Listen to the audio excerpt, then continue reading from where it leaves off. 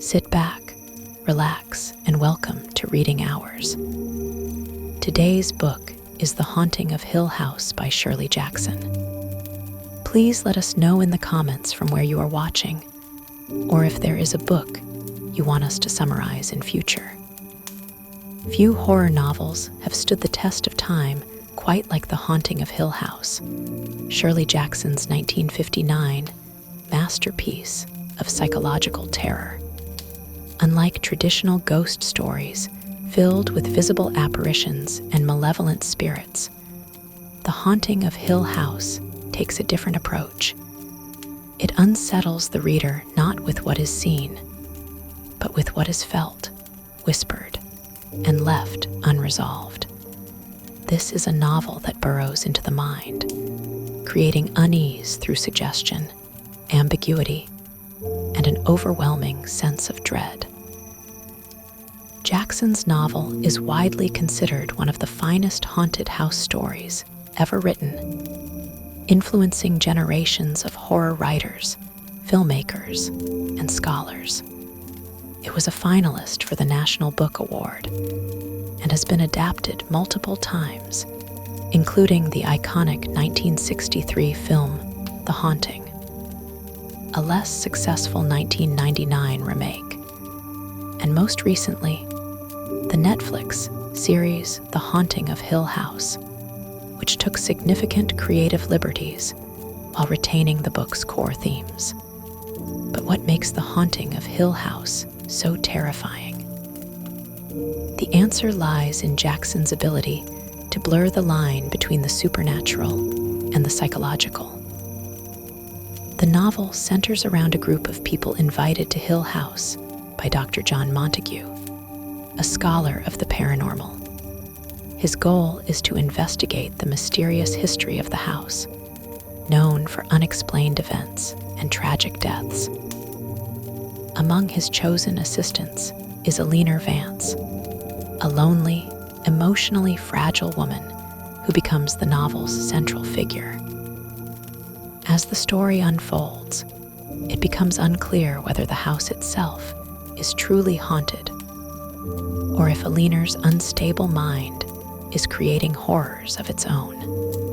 At its core, The Haunting of Hill House is a study of isolation, trauma, and the fragile nature of reality. Hill House, with its strange architecture and history of sorrow, acts as both a literal and symbolic force, preying on Eleanor's fears and desires.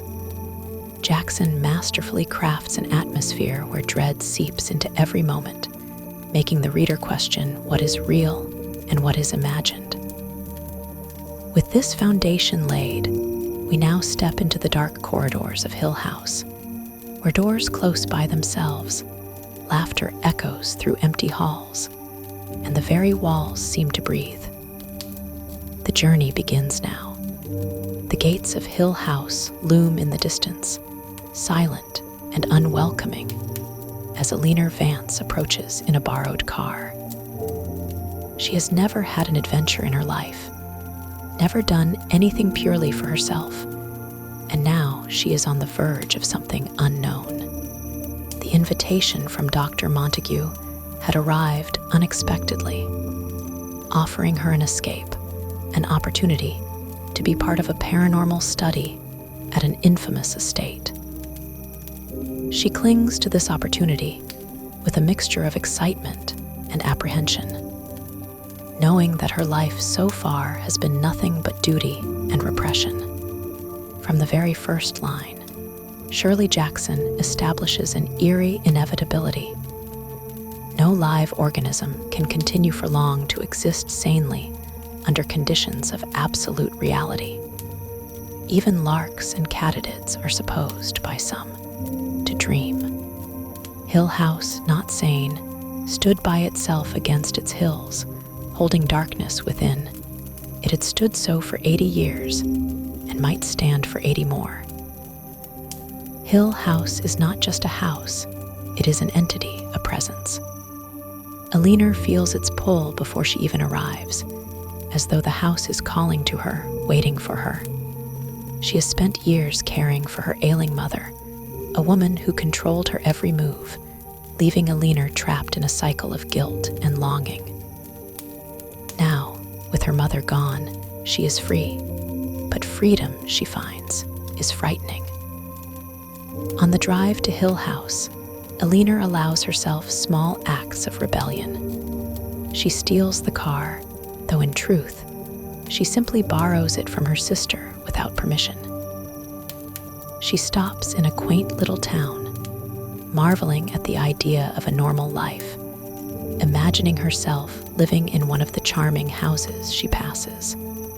This fantasy world is her escape, a contrast to the foreboding reality that awaits her. But as she nears Hill House, the charm of the outside world fades, replaced by an oppressive unease. The landscape becomes bleak, the road winding in unnatural ways, as if leading her into a trap. When she finally reaches the gates, she hesitates. There is an instinctual, primal warning inside her, turn back now, but she does not. At the gate, she meets Mr. Dudley, the caretaker of Hill House, whose demeanor is as cold and unfriendly as the house itself. He makes no effort to hide his disdain for visitors, warning Eleanor in a clipped, dismissive tone. His wife, Mrs. Dudley, is even more unsettling. She speaks in a rehearsed, robotic manner, emphasizing that no one will be around at night, that no one will come if they scream. It is an unsettling introduction, a reminder that Hill House does not welcome guests. When Eleanor finally steps inside, she is immediately struck by the strange, suffocating atmosphere of the house. The architecture is subtly wrong, angles that seem slightly off, doors that do not stay open, a sense of imbalance that is impossible to define. It is as though the house itself is alive, shifting around her, watching. She meets Theodora, another guest invited by Dr. Montague. Theodora is everything Eleanor is not: confident, charming, self-assured. She breezes into the house with an air of amusement, treating the entire situation as a grand adventure. Though their personalities are different, there is an instant connection between them. Theodora takes Eleanor under her wing, calling her Nell almost immediately, as if claiming her as a friend. Eleanor, who has never had a real friend, clings to this connection desperately. When the final guest, Luke Sanderson, arrives, the group is complete. Luke is the young heir to Hill House, included in the study at the insistence of his family. He is playful and flirtatious, though his humor barely masks his own discomfort with the house. Finally, Dr. Montague arrives, a scholarly man with a deep fascination for the paranormal. He explains the history of Hill House, a house born from misfortune, a place where tragedies have unfolded generation after generation. Built by Hugh Crane, a man obsessed with control and morality, the house has seen deaths, disappearances, and madness. The Crane family's history is soaked in sorrow, and the house seems to have absorbed every bit of that grief. As night falls, the real horror begins. The first night in Hill House is uneventful, yet none of them sleep well. The air is thick with something unspoken, an invisible pressure weighing on them. Eleanor hears faint noises, soft laughter, distant knocking, but convinces herself it is nothing. The others joke and drink, pretending they do not feel it too. But Hill House is waiting. Eleanor is drawn to the house in a way she does not fully understand. It whispers to her, inviting her into its embrace. And as she drifts to sleep on that first night, she dreams not of escape, but of belonging. She does not yet realize that Hill House has already chosen her. Morning arrives at Hill House with a quiet, almost deceptive sense of normalcy. The previous night had been uneventful, at least outwardly. No doors banged shut in the middle of the night. No ghostly figures appeared in darkened hallways. But something about the house still lingers in the air, an intangible weight pressing down on Eleanor as she wakes.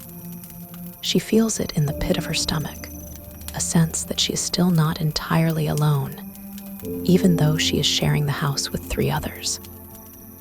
Theodora is already awake and chatting easily, unaffected by the house's gloom. She greets Eleanor with a bright smile, as though the 2 of them are schoolgirls sharing a dormitory, rather than 2 strangers in a haunted house. Eleanor is both comforted and unsettled by Theodora's presence. She wants to be close to her. But there is something about Theodora's effortless confidence that makes Eleanor feel like a shadow in comparison. Breakfast is an awkward affair, punctuated by Mrs. Dudley's eerie precision.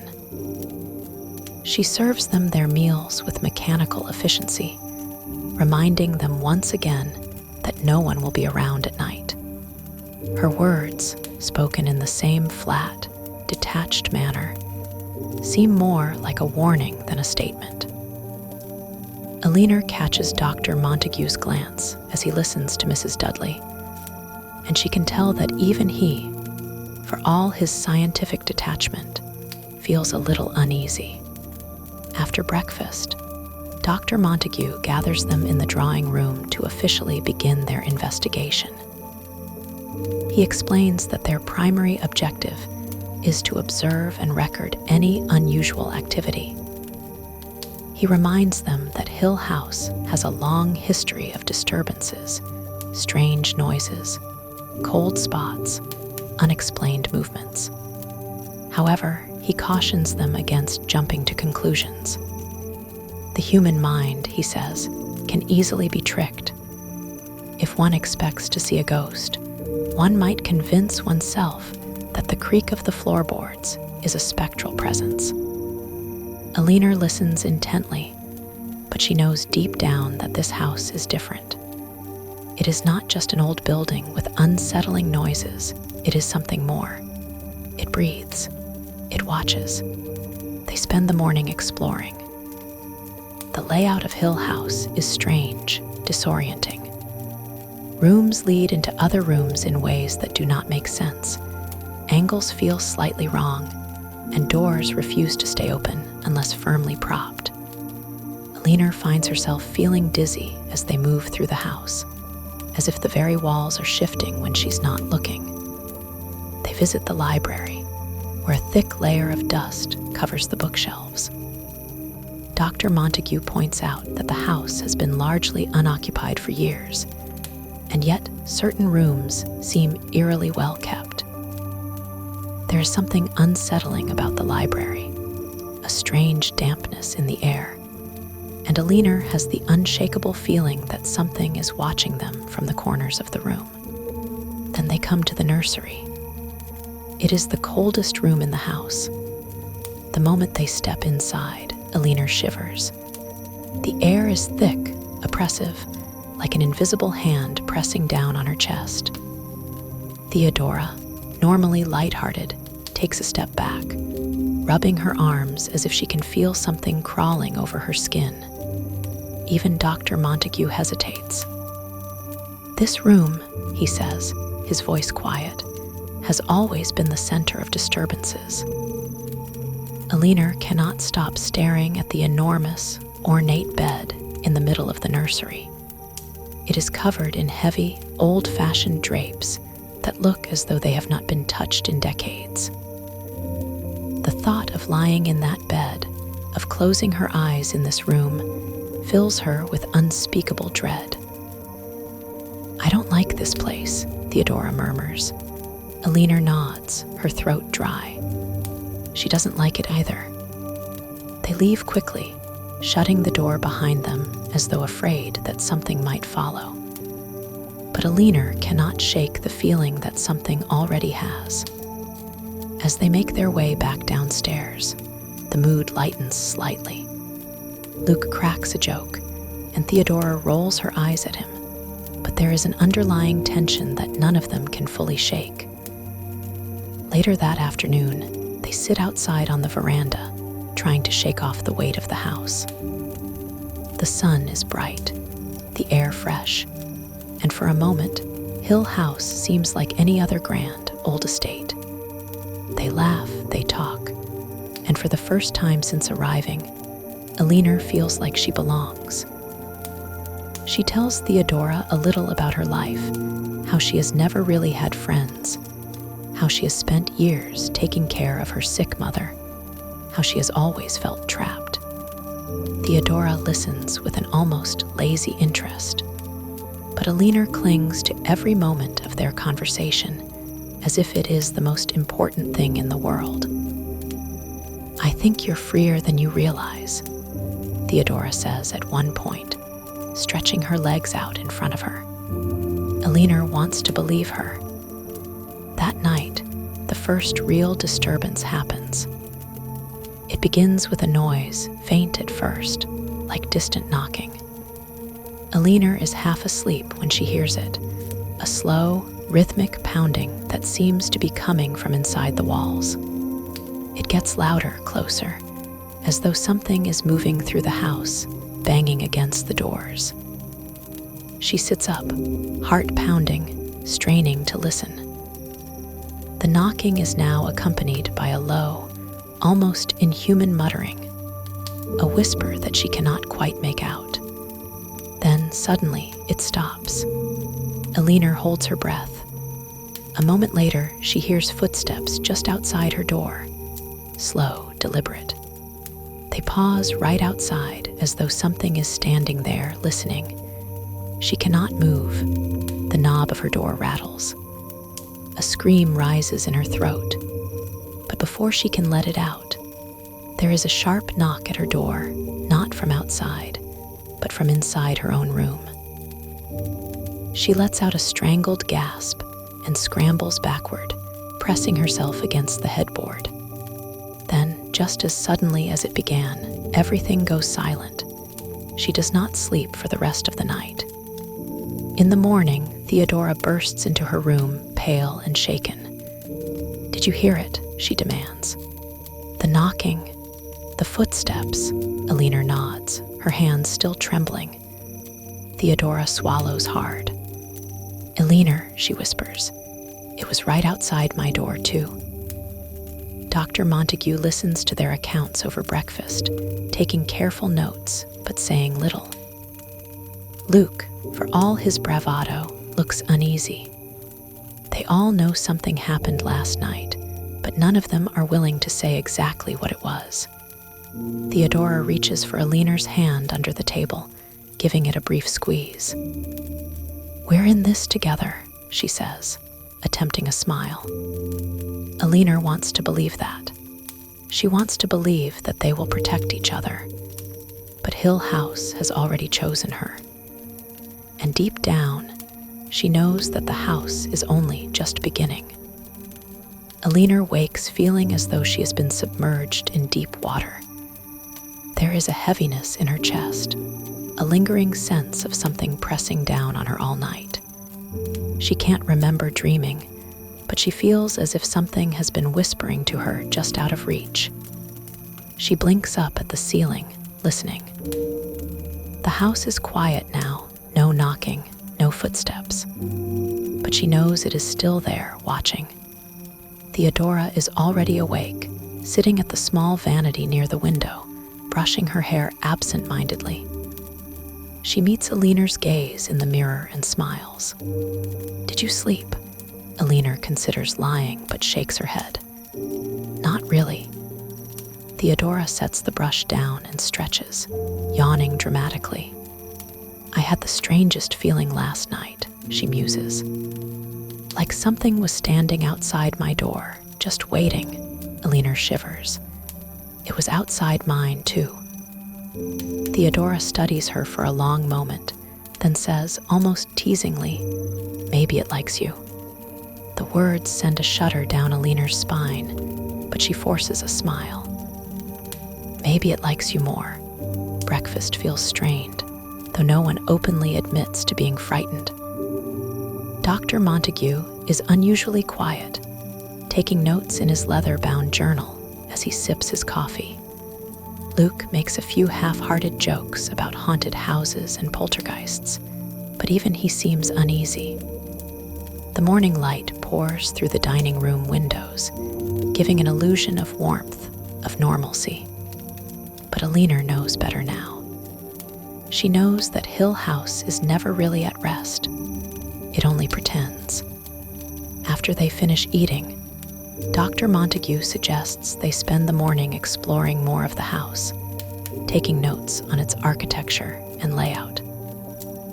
He speaks of documenting phenomena and establishing a baseline for disturbances. But Eleanor gets the feeling that he simply wants to keep them all busy, to keep them from dwelling too much on what happened the night before. They begin their tour in the long hallway just off the main foyer. The walls are lined with ornate wallpaper, the kind that seems to shift when you look at it for too long. There are doors leading to various rooms, but something about the layout feels wrong. The proportions of this house are unnatural, Dr. Montague says as he examines the hallway. The angles are off. The distances don't make sense. I suspect this contributes to the disorientation people feel when they stay here. Eleanor touches the wall beside her, running her fingers along the wallpaper. It feels warm, like something breathing just beneath the surface. Luke tries one of the doors. It creaks open to reveal a small sitting room with dark furniture and an old fireplace. The air inside is heavy with the scent of dust and something else, something damp, like old fabric left to rot. I don't think anyone's used this room in years, Luke mutters. Theodora steps inside and wrinkles her nose. It smells wrong. Eleanor lingers in the doorway, reluctant to enter. She feels as though something is waiting in the dim corners of the room, something watching. She turns to Dr. Montague, hoping for reassurance, but he is frowning, jotting something down in his notebook.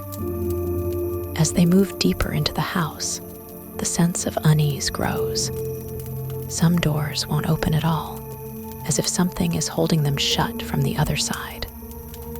Others swing open too easily, revealing rooms that seem impossibly large or small compared to where they should be. Then they reach the nursery. The moment the door opens, the temperature drops.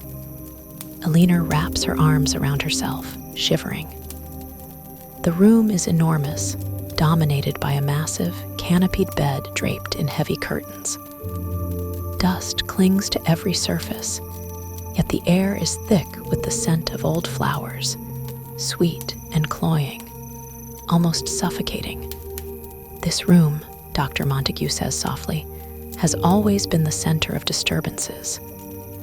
Eleanor doesn't step inside. She can't. Theodora rubs her arms. I hate this place. Luke chuckles nervously. Then let's leave. They retreat quickly, shutting the door behind them. But Eleanor can still feel the weight of the nursery, pressing at the edges of her mind. The rest of the morning passes in a haze of unease. They return to the sitting room, where Dr. Montague begins discussing the history of Hill House, its past inhabitants, the strange occurrences reported over the years. But Eleanor finds it difficult to focus. Her mind keeps drifting back to the nursery, to the feeling of something lurking just beyond the edge of her vision. As the day stretches on, the sense of normalcy they have been clinging to begins to fray. Shadows seem to move where they shouldn't. The air feels thicker, heavier. Eleanor keeps catching glimpses of something in the corner of her eye, but when she turns, there is nothing there. Then, As night falls, it begins again. It starts with a faint noise, so soft at first that Eleanor thinks she is imagining it. A distant knocking, like something moving within the walls. It grows louder, more insistent, spreading through the house like a pulse. She sits up in bed, heart pounding. The knocking is rhythmic, deliberate. It moves through the hallway, slamming against the walls and doors. Then, suddenly, it stops. Eleanor holds her breath. A moment later, she hears footsteps. Slow, heavy. They stop right outside her door. The knob rattles. She cannot move. Then another sound. A soft giggle, high-pitched, childlike. She presses her hands over her ears, squeezing her eyes shut. The footsteps retreat. Silence. She does not sleep. In the morning, Theodora bursts into her room, pale and shaken. "Did you hear it?" she demands. "The knocking, the footsteps." Eleanor nods, her hands trembling. Theodora swallows hard. "Eleanor, something was outside my door too." At breakfast, no one jokes. No one pretends. They are all beginning to understand. Hill House is awake, and it has chosen them. The morning light does little to banish the weight of the previous night's horrors. Eleanor wakes feeling drained, as if the house has siphoned something vital from her while she slept, if she slept at all. She remembers lying in bed for hours, staring at the ceiling, listening to the silence, waiting for the footsteps to return. But they never did. Now, as she sits at the breakfast table with the others, she can see the same exhaustion in their faces. Theodora's usual brightness is dimmed. Her hands are curled around a cup of coffee, her fingers tapping anxiously against the porcelain. Luke, normally so quick with a joke, is subdued, staring out the window as if expecting something to be watching from the trees. Even Dr. Montague, ever the rational scientist, seems disturbed. His notebook sits beside him, but he has not written a single word since sitting down. No one speaks about the night before. Instead, they talk about ordinary things, the weather, the books in the library, what they might do for the rest of the day. But the effort is hollow. Every conversation drifts into uneasy silence, their minds caught in the grip of something they cannot name. Finally, Dr. Montague clears his throat. "I think it would be wise to establish some rules," he says carefully. "Given what we've experienced so far, it's clear that Hill House is not simply a collection of ghost stories. There is something here, something real." Eleanor watches as he adjusts his glasses, his fingers steady, but his eyes betraying his unease. "We will not wander the house alone," he continues. "Always stay within sight of another person. If something happens, if you hear or see anything unusual, say something immediately. Do not try to dismiss it." Theodora lets out a short laugh, but there is no humor in it. "I think we're well past the point of dismissing things." Dr. Montague nods grimly. "Even so, we must be careful. Hill House has a history, and it is not a kind one." Eleanor swallows. She remembers the sensation of something outside her door, something whispering just beyond the edge of her hearing. The childlike giggle that had sent ice through her veins. "Today, we will keep ourselves occupied," Dr. Montague continues, trying to inject some sense of normalcy into their plans. "We will take detailed notes on the house. Perhaps by studying its layout, its design, we can better understand what is happening here." Luke leans back in his chair, his expression unreadable. "So, instead of waiting for the ghosts to come to us, we go looking for them." Dr. Montague does not answer directly. "The more we understand, the better prepared we will be." No one argues. They set out after breakfast, moving cautiously through the house. The halls seem darker than they did yesterday.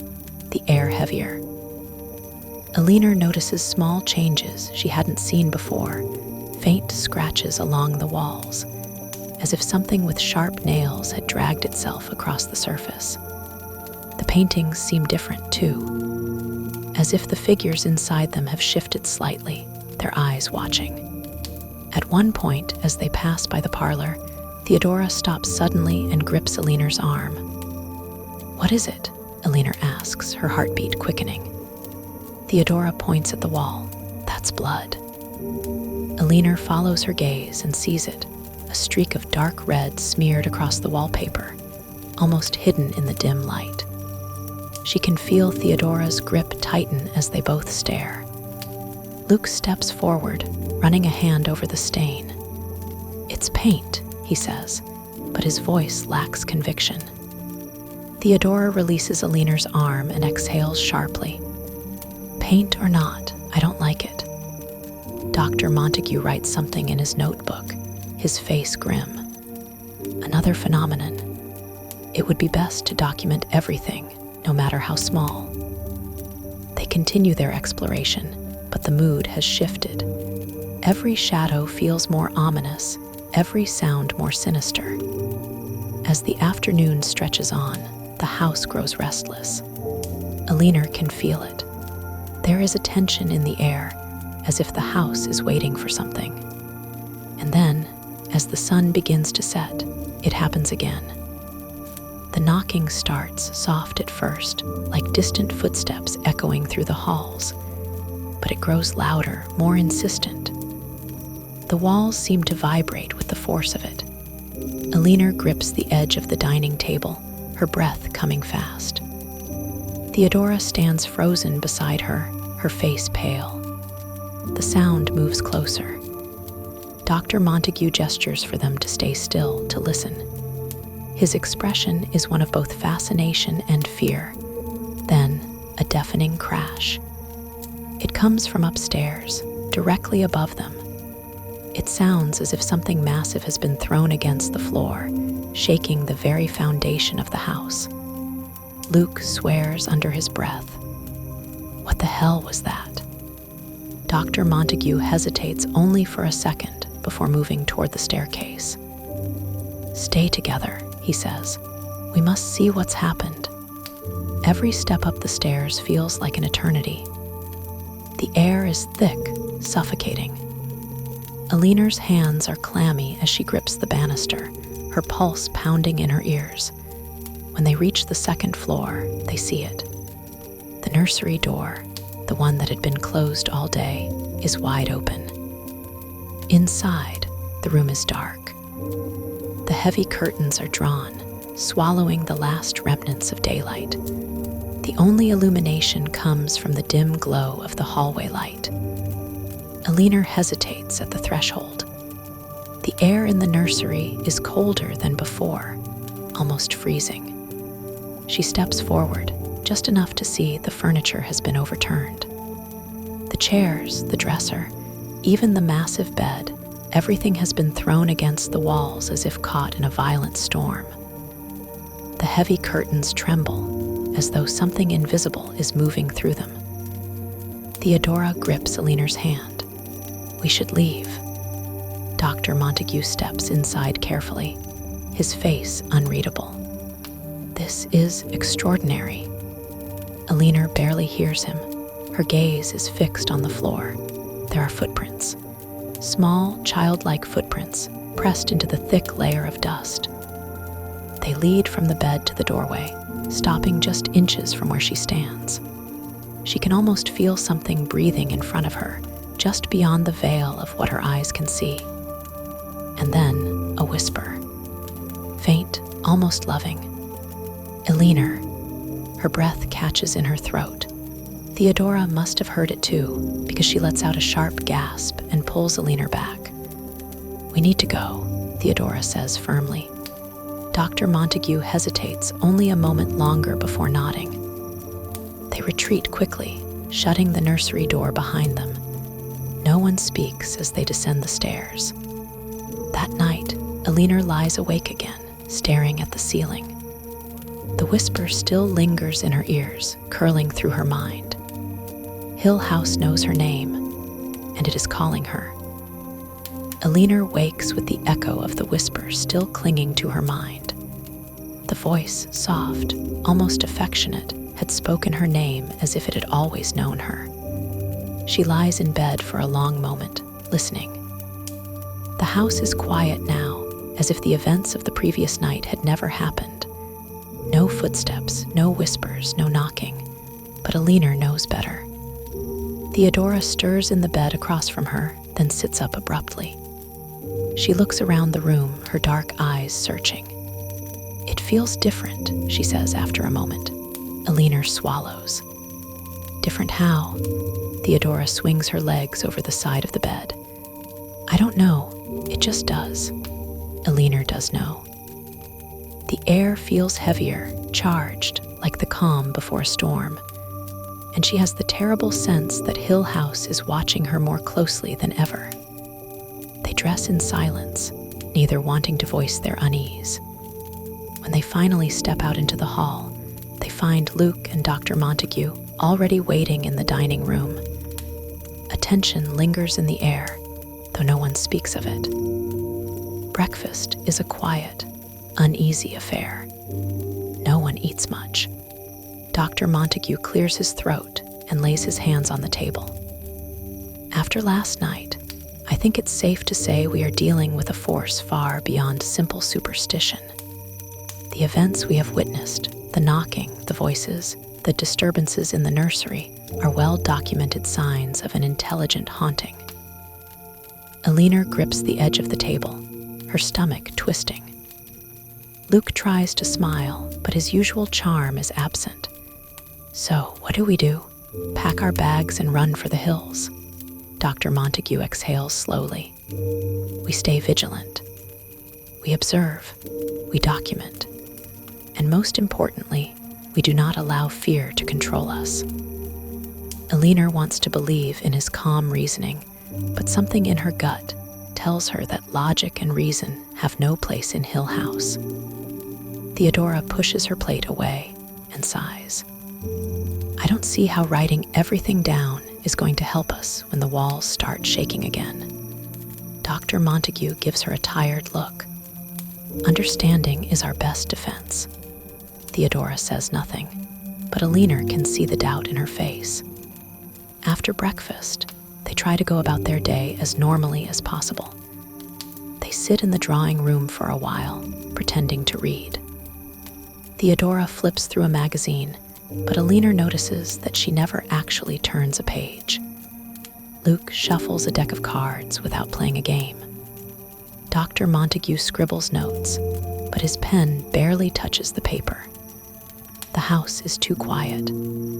At some point, they decide to take a walk outside, if only to escape the oppressive atmosphere of the house. The fresh air feels like a relief, though Eleanor finds herself glancing over her shoulder, half expecting to see something staring at her from the upstairs windows. Luke and Theodora walk ahead, chatting about nonsense, anything to distract themselves. Dr. Montague walks beside Eleanor, his hands clasped behind his back. After a long silence, he finally says, "Do you feel it, Miss Vance?" Eleanor looks up at him. "Feel what?" "The pull," he says quietly, "as if the house is drawing you in." Eleanor's breath catches. He knows, he understands. She nods slowly. "Yes." Dr. Montague studies her, his expression unreadable. "You must be careful, Miss Vance. Hill House is more than just a haunted place. It has a will of its own, and I believe it chooses certain people." Eleanor shivers. "Chooses?" Dr. Montague doesn't answer. Instead, he turns back toward the house. "We should go inside before it gets dark."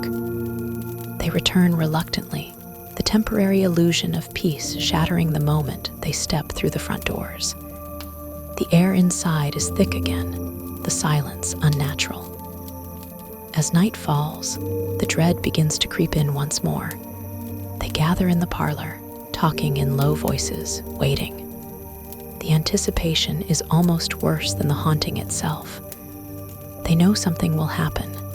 It always does. Then, just as the clock strikes midnight, a sudden, deafening crash. Eleanor jerks upright, her heart slamming against her ribs. The sound had come from upstairs. Luke is already on his feet. That was the nursery. Dr. Montague hesitates. Perhaps we should, but before he can finish, the knocking begins, louder than ever, pounding against the walls, the ceiling, the floor. The entire house seems to shake with the force of it. Theodora grips Eleanor's arm, her nails digging into her skin. It's coming closer. Eleanor can't move. The sound is everywhere, surrounding them. Then, without warning, the lights flicker and go out. Total darkness. A sharp intake of breath Theodora's. Luke's, Eleanor doesn't know. Then something cold brushes against her hand. She gasps, recoiling. But then she hears Theodora's voice beside her. Eleanor, hold my hand. Eleanor grips her fingers tightly, but the cold hand, the one she had felt first, it's still there. Her blood turns to ice.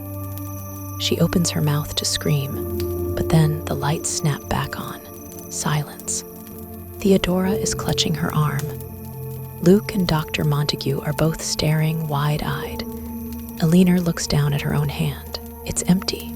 She had been holding something else, something that is no longer there. She staggers back, her breath shallow. Did you feel that?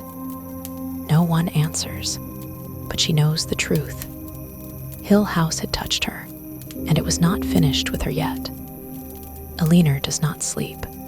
She lies awake in the darkness, staring at the ceiling, her body frozen with tension.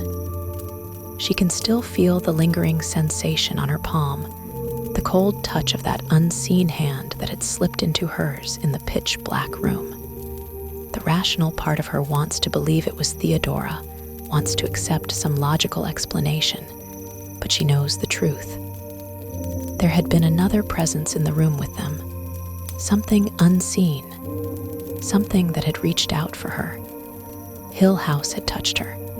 Her heartbeat refuses to settle, her mind running in frantic circles. She should be terrified, she tells herself. She should be planning her escape, packing her bags, demanding that Dr. Montague take her away from this place before something worse happens. But instead, she feels something else entirely. A pull, a connection. She rolls onto her side and watches Theodora, who is curled up in the other bed, breathing evenly in sleep. It doesn't seem fair that Theodora can sleep so easily while Eleanor is left with her thoughts. Carefully, she sits up and pushes the covers away. The wooden floor is cool beneath her bare feet as she stands. A strange impulse tugs at her, and before she knows what she's doing, she is reaching for the doorknob. She hesitates. The hall beyond is dark, quiet. She tells herself she's only going to step outside for a moment, just to breathe, just to assure herself that everything is normal. She opens the door. The hallway stretches before her, dim and still. The cold air brushes against her skin. Something is waiting. She doesn't know how she knows this, but she does. The house is awake, watching her. She should turn back. She should crawl into bed, pull the covers over her head, and pretend that nothing is wrong. Instead, she steps into the hallway. She moves quietly, her fingers trailing along the wall as she walks. The house seems different at night. The shadows stretch longer, the air feels thick. The darkness presses in around her, the silence almost deafening. She stops in front of the nursery door. It looms before her, closed and silent. A cold draft seeps from beneath it. She doesn't want to go in. Every instinct screams at her to turn back. But the door is already opening. She watches, heart pounding as it swings inward with agonizing slowness. The room beyond is pitch black. She swears she can hear something breathing inside. A voice, soft, distant, whispers her name. Her blood turns to ice. She stumbles backward, her breath catching in her throat. The darkness inside the nursery seems to reach for her, stretching like living tendrils. The whisper comes again, closer now, wrapping around her like a gentle caress. Eleanor, she whirls around and runs. The hallway stretches before her like a tunnel, impossibly long. Her feet barely make a sound against the wooden floor. The walls seem to press inward, closing around her. Then, suddenly, she collides with something solid. Strong hands grip her arms, steadying her. Eleanor, what are you doing? It's Luke. His voice is sharp, concerned. His eyes search her face, trying to understand what he sees there. I don't know, she whispers. Her body is trembling, though she isn't sure if it's from fear or something else entirely. Luke glances past her, toward the open nursery door. A frown darkens his face. Come on, he says firmly. Let's get you back to your room. He keeps a hand on her arm as he leads her back, not letting go until she's safely inside. She sinks onto the bed, pressing her hands into the mattress to stop their shaking. Luke watches her for a moment before speaking. You don't have to be brave, you know, he says softly. If you want to leave, I'll take you. Just say the word. Eleanor looks up at him. Do you want to leave? Luke hesitates, then sighs. I don't know, maybe. He runs a hand through his hair. This place is wrong, and it's getting worse. She nods slowly. But she isn't ready to leave. She isn't sure she ever will be. The next morning, Dr. Montague insists they all sit down together to discuss what's been happening.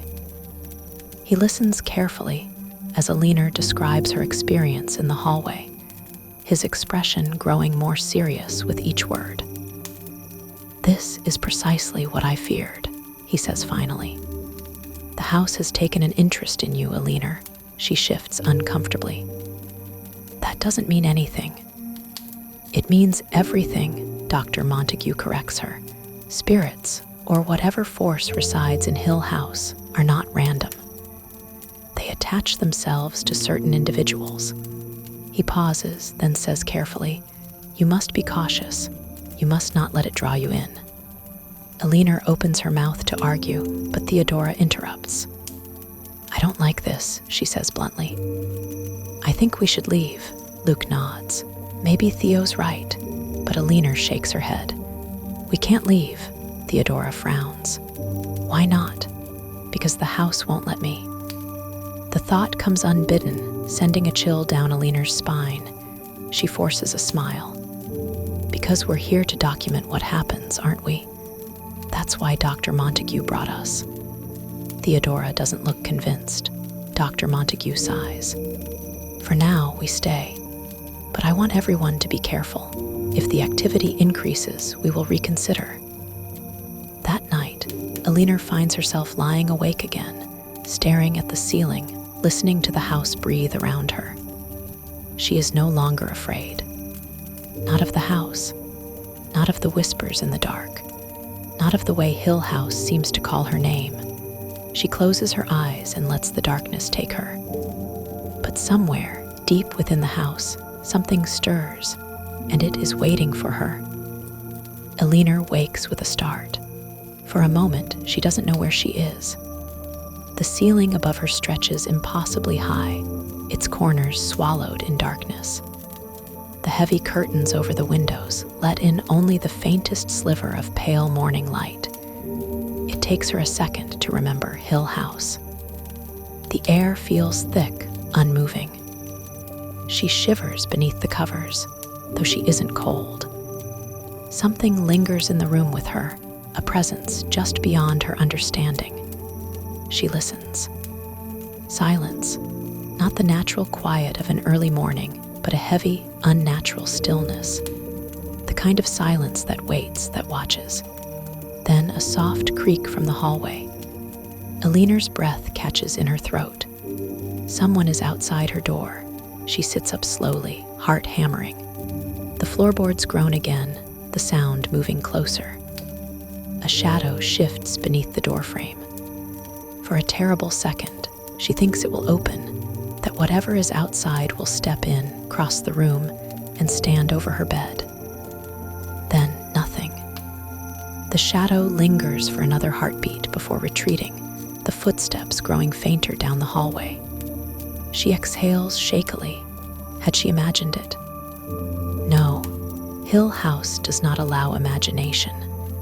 She glances across the room at Theodora's bed, but Theodora is still fast asleep, curled beneath her blanket, undisturbed.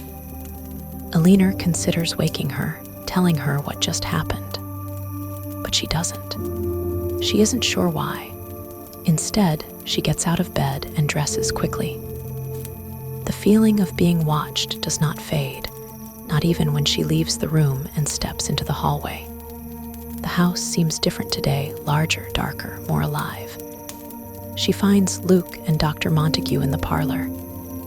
Theodora joins them a few minutes later, stretching lazily, as if nothing has changed. "Did you sleep well?" Theodora asks. Eleanor hesitates. "Not really." Dr. Montague watches her closely. "Did something happen?" Eleanor shakes her head automatically, then pauses. "I heard footsteps outside my door." Luke frowns. "I didn't hear anything last night."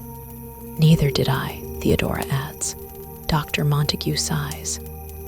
"We should take note of it regardless. It's possible Hill House is becoming more active."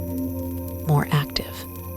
Eleanor doesn't like the way he says it, like the house is waking up, stretching, preparing for something. They decide to spend the day outside again, hoping the fresh air will offer some relief. But even in the bright sunlight, Eleanor can't shake the feeling that Hill House is watching her.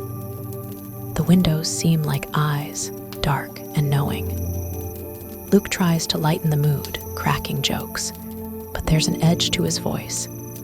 Even Theodora, usually so confident, seems distant. Dr. Montague keeps glancing back at the house. No one wants to go back inside, but they do. As evening falls, an unease settles over the group. The house is silent again, but it is not a peaceful silence.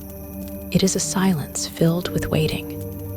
They gather in the drawing room as they always do. The fire crackles in the hearth, but the warmth doesn't reach them. Dr. Montague is scribbling notes. Theodora is flipping through a book without reading, and Luke is pouring himself another drink. Eleanor stares into the flames, feeling the weight of the house pressing in. And then the knocking begins. Loud, insistent. The walls shake with the force of it. They all freeze. It is louder than before, more violent. The pounding seems to come from everywhere at once, the walls, the ceiling, beneath their feet. Eleanor grips the arms of her chair, her knuckles white. Theodora whispers something, her voice shaking. Dr. Montague stands slowly, as if afraid to move too quickly. Luke curses under his breath. This is different. The knocking stops suddenly, leaving behind a ringing silence. Then, a single, deliberate knock, just outside the door. Theodora grabs Eleanor's arm. No one moves. The doorknob turns, slowly. Deliberately, Eleanor's heart stops. Then, just as suddenly, it stops moving. The silence stretches, thick and suffocating. Eleanor doesn't realize she's holding her breath until she hears her own pulse pounding in her ears. Dr. Montague clears his throat. "We should," a scream rips through the house, high-pitched, inhuman. It echoes down the hallway, twisting through the walls like something alive. Theodora claps her hands over her ears. Luke jumps up. Where is it coming from? Dr. Montague is already moving toward the door. "The nursery," he says grimly. The word sends a chill through Eleanor. She doesn't want to go, but she follows. They move through the hall in silence, the floorboards creaking beneath their feet. The air grows colder the closer they get. The nursery door is closed. Dr. Montague hesitates, then places a hand on the doorknob. It swings open easily.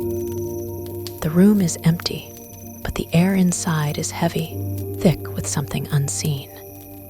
Eleanor steps in cautiously, her breath fogging in the cold. The furniture is untouched. The rocking chair in the corner is still, but something is wrong. Theodora shudders. "I don't like this." Then Eleanor sees it. On the wall, just above the crib, the words are scrawled in long, jagged letters. "Help Eleanor come home, her blood turns to ice." Theodora gasps. "Oh my God." Dr. Montague's face darkens.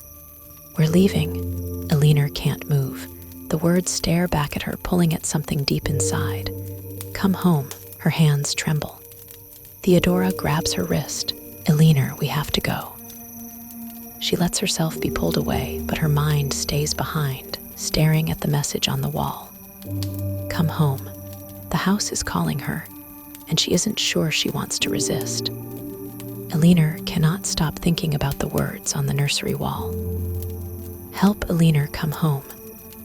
The message had been scrawled in a way that made it impossible to ignore.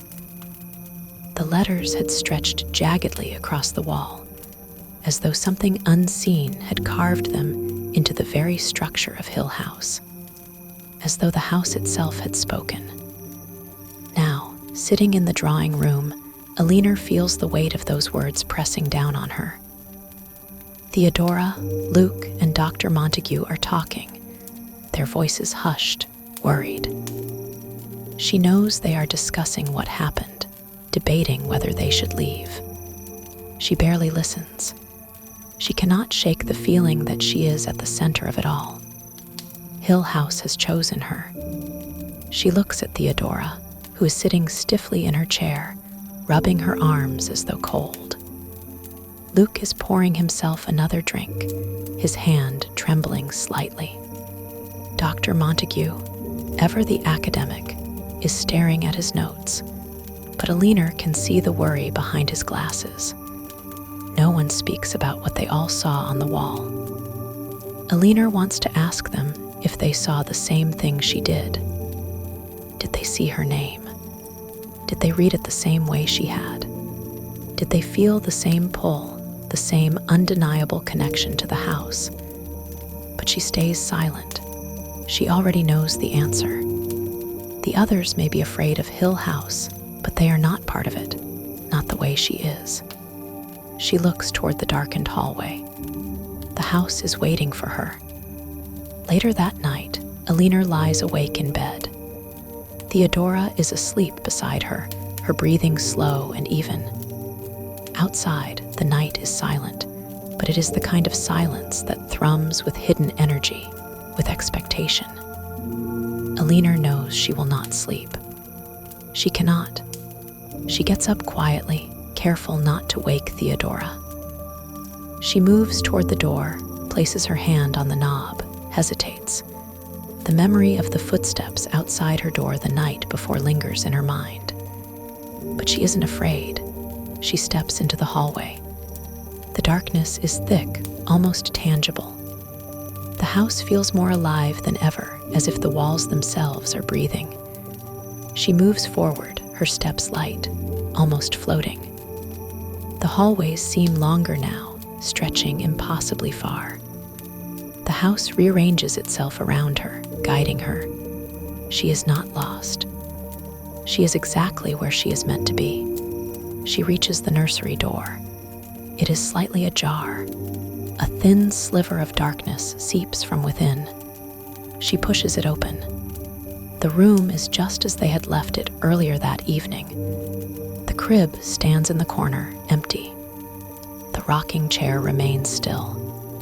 The words on the wall, her name, the call to come home, are gone. The wallpaper is smooth, untouched, as if nothing had ever been written there. But she knows what she saw. And she knows the house does not forget. The air in the nursery is colder than anywhere else in Hill House. It presses against her skin, creeping into her bones. She steps forward, drawn deeper into the room. Then she hears it. A voice, soft, whispering, indistinct but insistent. She turns, searching. The shadows shift. The air stirs. The whispering grows louder. She presses a hand against her chest, feeling her heart hammer beneath her ribs. The voice is inside her head now, curling around her thoughts, wrapping itself around her memories. And then she sees it. The rocking chair begins to move, a slow, deliberate creak. Eleanor holds her breath. She should run. She should turn and flee back to the safety of her room, to Theodora, to the others. But she does not. She takes another step forward. The whispering grows louder, forming words now. Words she cannot quite understand, but feels deep in her bones. The chair rocks again, and then it stops. The silence is absolute, then a pressure. A cold, unseen hand presses against her back, not violent, not forceful, but guiding. She stumbles forward, gasping. The air is suddenly heavier, the weight of the house pressing down on her. The floor beneath her seems to shift. For a moment, she feels as though she is falling, and then nothing. The room is still again. Eleanor stands frozen, her breath coming in shallow bursts. The whispering is gone. The rocking chair is motionless. The cold presence has lifted, but something has changed. She feels it. The house is inside her now. She turns and walks out of the nursery, her steps slow, measured. The hallway stretches before her, long and endless, but she knows where she is going. She reaches the staircase and begins to climb. The house does not resist her. At the top of the stairs, she pauses. The corridor ahead is shrouded in darkness, but she does not hesitate. She moves forward, following the pull deep in her chest. She reaches the tower room. The door is closed, but she knows what is inside. She places her hand on the wood, feels the vibrations beneath her fingertips. The house is speaking to her now. She belongs here. She is home. She presses the door open. The room beyond is bathed in darkness. Dust swirls in the air, illuminated by the faint light from the single small window. A thick layer of neglect coats the walls, the furniture, and yet it feels warm. Welcoming, familiar, she steps inside. The door swings shut behind her. She does not flinch. She turns slowly, taking in the room. The shadows shift around her, whispering. She listens. The whispers are not threatening. They are calling her. Eleanor crosses the room, moves toward the window. She places a hand on the glass, looks out over the grounds of Hill House. She does not feel afraid. She does not feel lost. She feels safe, as if she has been here before, as if she has always been here, as if she never left. She closes her eyes, leans her forehead against the glass. The house hums around her, a steady, familiar presence.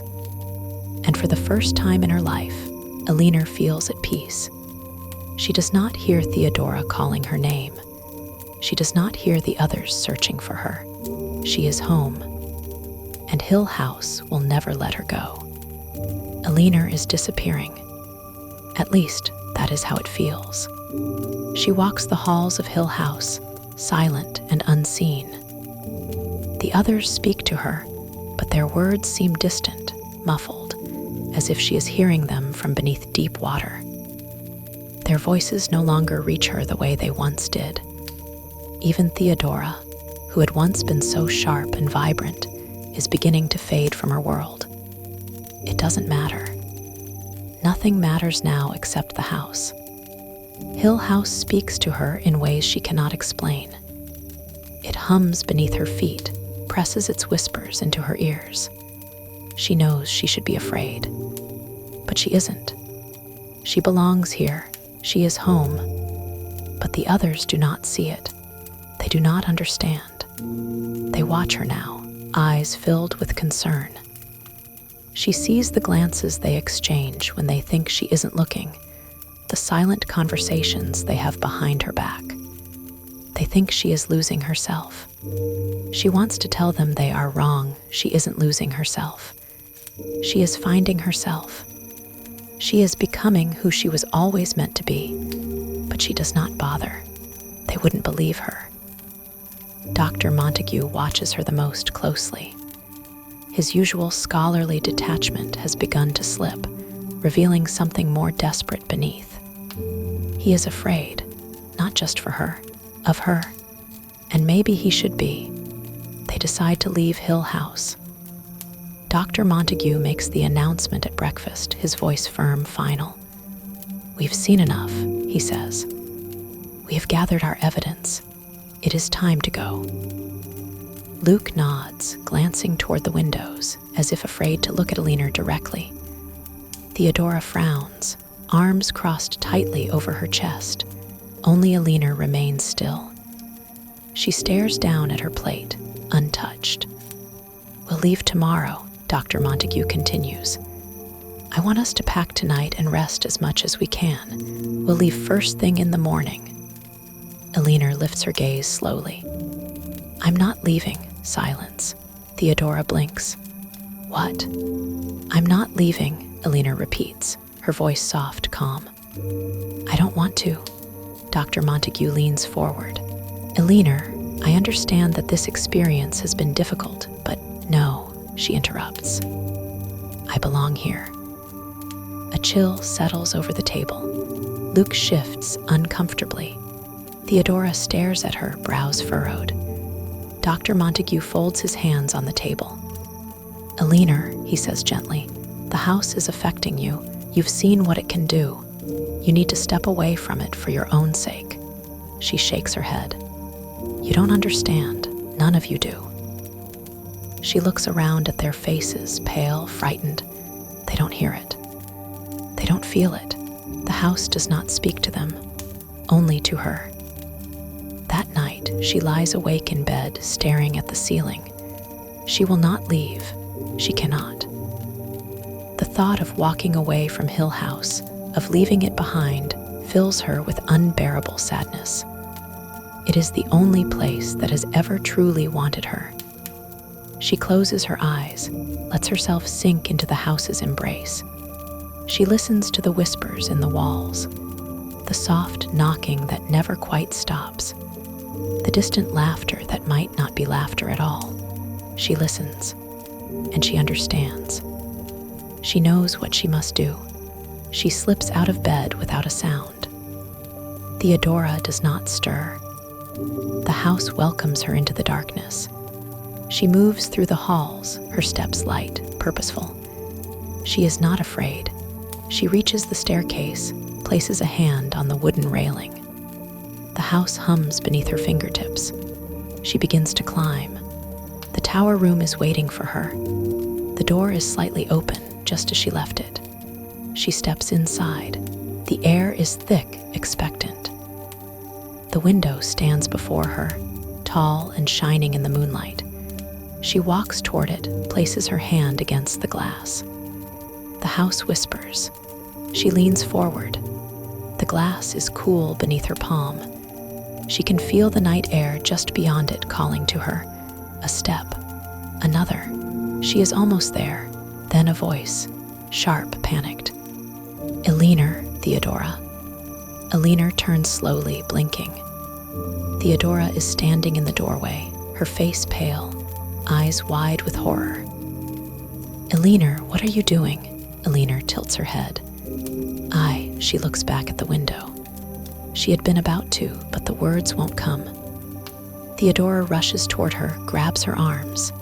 "Come back," she pleads. "Please, Eleanor, come back." Eleanor frowns. "I am home." Theodora shakes her head violently. "No, you're not." Eleanor blinks again, as if waking from a dream. The spell of the house loosens, just slightly. But then, the whispers return, louder now. The house will not let her go. She can feel it pulling at her, urging her forward. She belongs here. She always has. Theodora grips her tighter. "Eleanor, please." And for the first time, Eleanor hesitates.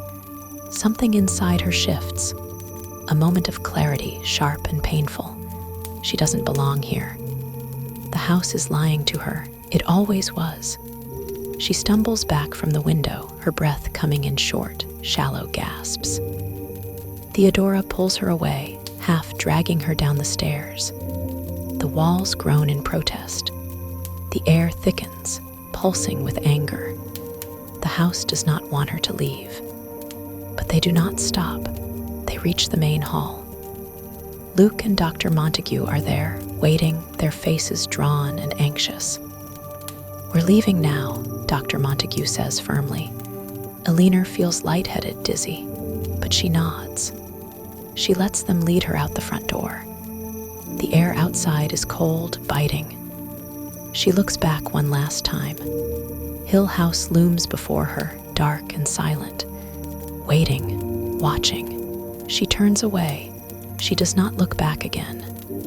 Eleanor is leaving Hill House, or at least that is what they have decided for her. Dr. Montague, Theodora, and Luke stand at a distance, watching her. Their faces are drawn and pale, shadows under their eyes betraying their exhaustion. The night before had drained them. The house had done its worst, or perhaps merely what it had always intended to do. And now, with the morning light weakly filtering through the trees, they have reached their conclusion. Eleanor must leave. Dr. Montague had spoken with a grave certainty. "This house has taken hold of you, Eleanor. It has singled you out. You cannot stay here." His voice had been calm but unyielding, as if he were a parent scolding a child, as if he were trying to save her from herself. But he was wrong. They were all wrong. Eleanor knows it. She can feel it deep in her bones, in the spaces between her thoughts, in the silence that thrums between her heartbeats. Hill House has not taken hold of her. She has taken hold of it. It belongs to her now. Or perhaps, more truly, she belongs to it. She stands by the car, her hands resting on the door handle. The others are keeping their distance, their wary glances darting toward her and then away, as if afraid she might do something they cannot predict. She can feel Theodora watching her the closest, her arms crossed tightly over her chest.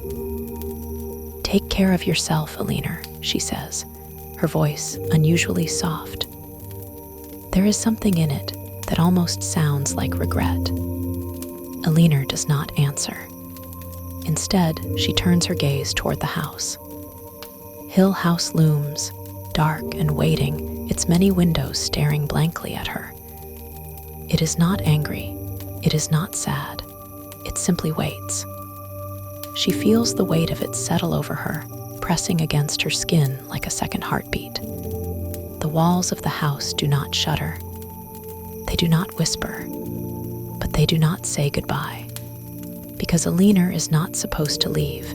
She should be inside, moving through its endless corridors, listening to its sounds, waiting for its whispers. She should be part of it. But now they are forcing her away. She grips the car door a little tighter. "Eleanor," Dr. Montague urges gently. "It's time." She does not move. She does not want to go. The idea of driving away, of leaving this place behind, feels impossible. Where would she go? What was there for her outside of these walls? A lonely apartment. A life filled with people who did not see her, who did not know her, who did not understand. Out there, she is nothing. Here, she is something. Here, she is someone. She is real, but the others will not let her stay. And so slowly, she pulls open the car door. She lowers herself into the driver's seat, her movements slow, mechanical. Dr. Montague lets out a breath of relief. Luke shifts uncomfortably, rubbing the back of his neck. Theodora keeps watching her, frowning. Eleanor places her hands on the steering wheel. The leather is warm beneath her palms, the engine humming softly beneath her. She glances in the rearview mirror. Behind her, Hill House stands silent. The tall, slanted turrets, the darkened windows, the heavy wooden door, it does not change. It does not tremble, but she can feel it. It is calling to her. She does not belong out there. She never has. She does not remember making the decision. But suddenly, her foot is pressing down on the gas pedal. The car lurches forward faster than she intended, faster than she should.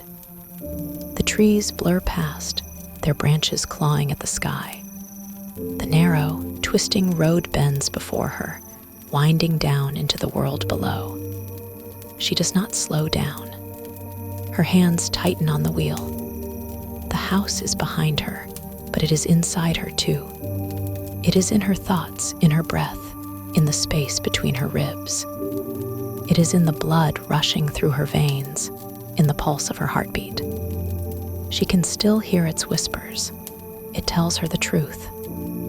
It tells her that she will never be free, that she does not want to be free, that she was meant for this place. She sees the curve in the road ahead. It comes too quickly. But she does not turn. She does not try to stop. The moment stretches, weightless. She does not scream. She does not close her eyes. There is a sound, shattering, twisting metal, splintering wood. And then silence. The others find her moments later. The car is crumpled against an ancient tree, its front caved in, the windshield splintered into 1,000 tiny fractures. Dr. Montague runs forward first, his breath coming in sharp, panicked gasps. Theodora follows, her hands covering her mouth. Luke stands frozen. The car door is twisted, nearly unrecognizable. Dr. Montague yanks it open, his hands shaking. Inside, Eleanor is still. Her head is tilted slightly, her eyes half-lidded, her face strangely peaceful. There is no sound, no movement. Nothing. Luke swallows hard. His voice is quiet when he finally speaks. She's gone. The words settle over them like a final weight. Theodora lets out a shaky breath. Dr. Montague closes his eyes. The wind moves through the trees, stirring the leaves. The sky is still dull, the morning light barely shifting. Hill House looms in the distance, watching, waiting. It does not weep for Eleanor. It does not rage. It does not mourn. It simply remains. It will wait for the next Eleanor. It always does. And it always will. Because Hill House, not sane, not right, holds darkness at its heart. And those who belong to it, those who hear its call, will always find their way home, one way or another. Shirley Jackson's The Haunting of Hill House is a masterpiece of psychological horror, a novel that lingers long after the final page is turned.